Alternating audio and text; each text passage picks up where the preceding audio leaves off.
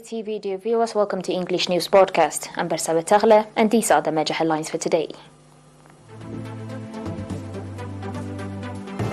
President Hassan Sheikh Mohamud visits Northern Red Sea region. Eritrean Community Festival in Jeddah concluded yesterday. US sets condition for India to keep buying Russian oil. And tropical storm Nicole drenches Georgia and the Carolinas.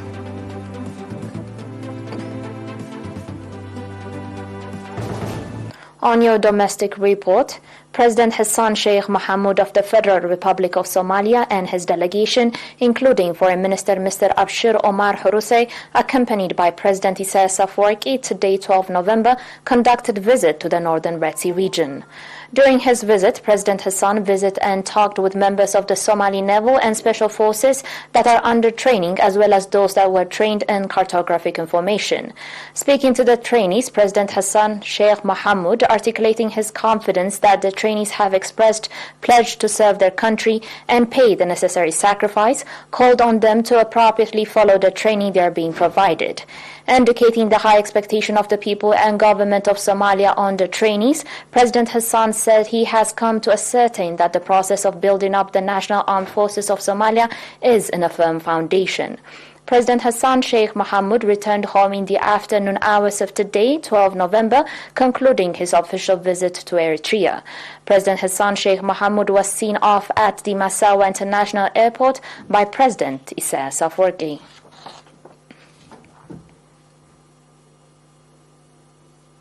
The three-day Eritrean Community Festival in Jeddah, Saudi Arabia concludes on 11 November with patriotic zeal.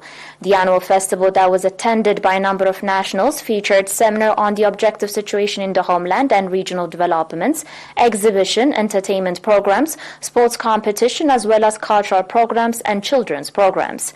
At a seminar, Mr. Yusuf Sail, head of organizational affairs of the PFDJ, conducted, indicating that the Eritrean people in the past 80 years have emerged victorious by foiling external conspiracies and hostilities and have reached to this promising stage, called for preserving the noble societal values and transfer them to posterity.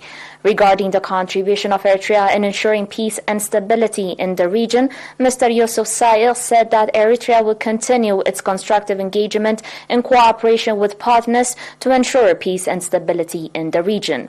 Mr. Yusuf also called on diaspora nationals to strengthen organizational capacity and active participation in the national affairs. The festival was highlighted with cultural and artistic performances by cultural troupe from Eritrea. At the event, awards were handed over to winners of the football competition and best players. On your last local report, the Research and Documentation Center of the PFDJ received over half a century-old documents from two concerned individuals residing in North America, illustrating the activities of clandestine members of the APLF in North America. At the handing over ceremony on 11 November at the Research and Documentation Center, Mr. Yamane Fuadu, residing in Seattle, indicated that the document includes 900 files in written and in video and hold interviews and programs released by several media outlets about the Eritrean people's struggle for independence. Likewise, Mr. Abraham Yohannes, who has been living in the U.S. and currently lecturer at Mainafhi College of Engineering, also handed over video and written documents he collected since 1971, including pamphlets, magazines, letters, seminars, festivals, and congresses. Mr. Yusuf Idris from the Research and Documentation Center, commending the initiative taken by the two nationals, called on others to follow the noble example and play due part in enriching the center.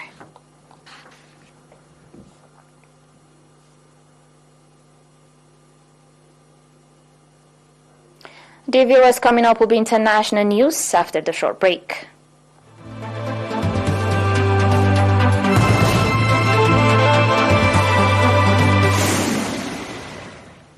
Welcome back.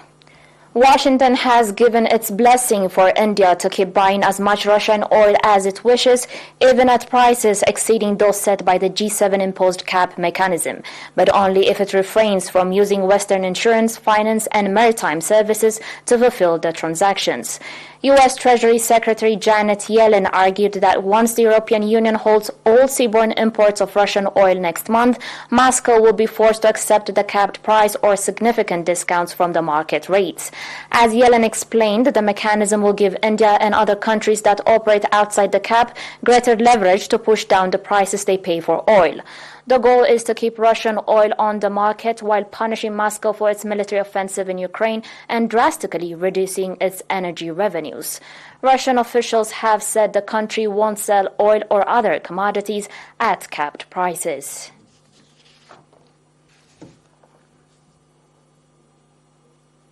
On today's last report, yesterday the tropical storm Nicole crawled north, soaking parts of Georgia and the Carolinas with heavy rains and leaving in its wake 4 dead and a path of destroyed and teetering beachside homes and damaged hotels and condos along Florida's Atlantic coast. The storm, packing sustained winds of 120 km per hour, pulled down power lines on Thursday, knocking out service to more than 300,000 homes and businesses. Some 44,000 homes and businesses remained without power yesterday morning. In Volusia County, local officials evacuated 24 beachside hotels and condos after the structures were deemed unsafe late Thursday, hours after the storm slammed ashore along Florida's Atlantic coast as a Category 1 hurricane. According to officials in Wilburn by the Sea, about a half-dozen homes crumbled into the sea, while another 25 single-family homes were declared structurally unsafe and were evacuated.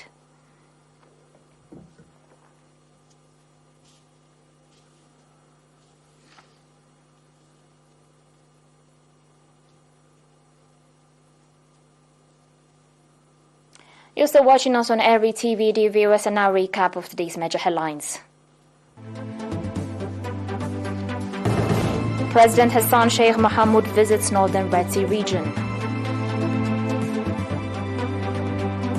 Eritrean Community Festival in Jeddah concluded yesterday. U.S. sets condition for India to keep buying Russian oil. And tropical storm Nicole drenches Georgia and the Carolinas.